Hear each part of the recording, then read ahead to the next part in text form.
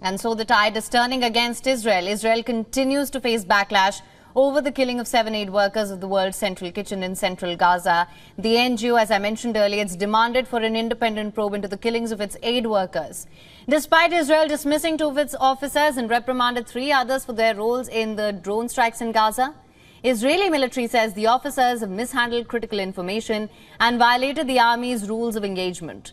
The death of these aid workers by Israel has put more pressure on the Western governments to halt arms sales to Israel. And this comes as politicians and campaign groups say Israel is failing to do enough to protect the lives of civilians and ensure enough humanitarian aid reaches them. The latest plea to halt arms sales to Israel came from its long-standing ally, the United States. More than 3 dozen congressional Democrats, including Representatives Nancy Pelosi, the former House Speaker and a key Joe Biden ally, signed a letter to the President and Secretary of State Antony Blinken urging to halt weapons transfer to Israel. The letter also calls on the United States to withhold future arms transfers pending a U.S. investigation into the airstrike on the World Central Kitchen humanitarian workers, or if Israel fails to sufficiently mitigate harm to innocent civilians in Gaza. Moreover, in a sign of Washington's growing impatience with Israel's handling of the military campaign, the U.S. President Joe Biden had earlier issued a stark warning to Israeli Prime Minister Benjamin Netanyahu. Biden said that future U.S. support for Israel's Gaza war depends on the swift implementation of new steps to protect civilians and aid workers. And it's not just U.S. The United Nations Human Rights Council also backed a weapons ban, although it is not binding.